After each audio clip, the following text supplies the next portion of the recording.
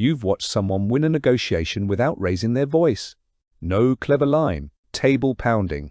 They just seemed to already know something the rest of the room didn't. What was it? Here's the strange part. It wasn't a hidden fact they knew and you didn't. It was a habit, laid down long before that room existed, running quietly underneath the conversation. Winning, real winning, the kind that lasts past a single round, was never mostly about raw brainpower. It was about a handful of very old strategies your ancestors couldn't survive without. You still carry them. Most people just never learn to use them on purpose. Start with a favor, a small one. You help someone move a couch or cover their shift, and you don't ask for anything back. Not yet. Anthropologist Robert Trivers spent years studying why that behavior exists at all, across species that have no reason to be kind to strangers. He called it reciprocal altruism, and the logic is simple once you see it. Help now, get helped later. And the debt doesn't need a contract. Your brain keeps the ledger automatically. For most of human history, that invisible ledger was the difference between a band that starved together and one that didn't. So winning, in the oldest sense, meant being someone worth investing in, not the loudest person in the group, the most reliably useful one. Notice how differently that plays out today. The person who wins the long game at work is rarely the one who takes credit fastest. It's the one everyone quietly owes something to. That's not an accident of personality. That's a very old accounting system, still running. Now think about patience, because winning almost always requires more of it than losing does. In the 1960s, psychologist Walter Mischel sat children down in front of a marshmallow and made them an offer. Eat it now, or wait alone in the room and get two. Some grabbed it immediately. Others sat on their hands, stared at the ceiling, sang to themselves, anything to survive the wait. The children who managed to wait hadn't just scored higher on some test. They'd found a way to outlast their own impulse. Later, that skill was linked to outcomes in their lives. Far past childhood, far past marshmallows. Why would waiting matter more than intelligence? Because most real contests aren't won in a single move.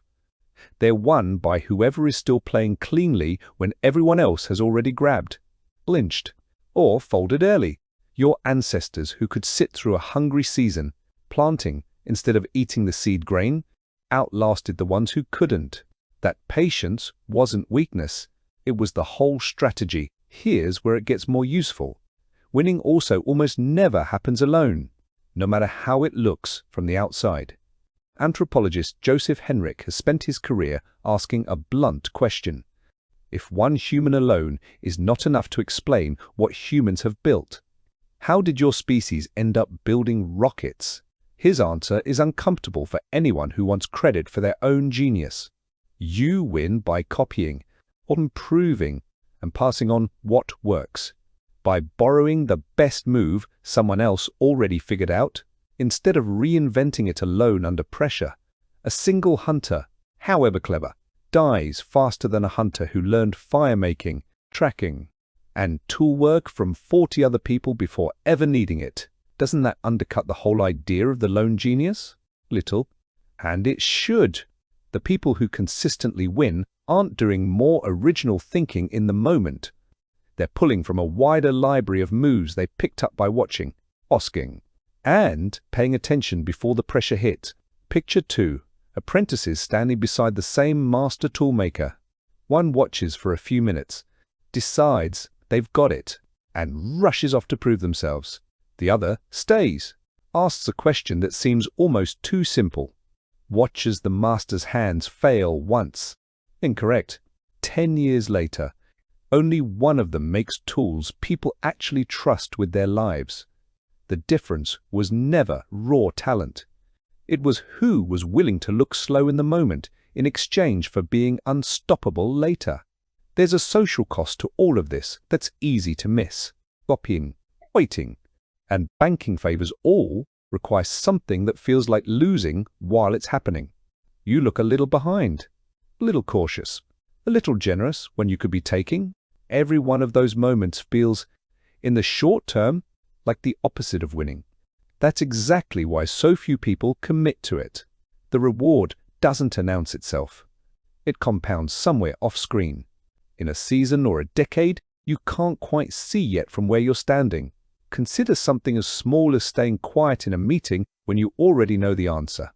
Every instinct says, speak first, claim it, be seen. But letting someone else find their own way there, and simply nodding when they do, builds exactly the kind of debt Trivers mapped decades ago. You didn't win that meeting. You won the next 6 months of that relationship instead. So the next time you watch someone win without seeming to try very hard, look closer. They're rarely the fastest thinker in the room. They're the one who's been quietly paying into favors for years, who learned to wait past the point where grabbing feels unbearable, and who spent more hours borrowing good moves from other people than inventing their own under pressure. None of that shows up on a test. None of it happens in the room where the win finally gets counted. It happened earlier, lower, and mostly out of sight, in all the moments that looked like losing at the time. So the next time you watch someone win a negotiation without raising their voice, you'll know what you're actually looking at. Not a sharper mind in that moment, a longer memory, a slower hand, and a habit of letting other people's hard-won moves become their own. That's not a trick. That's the oldest winning strategy your species ever had.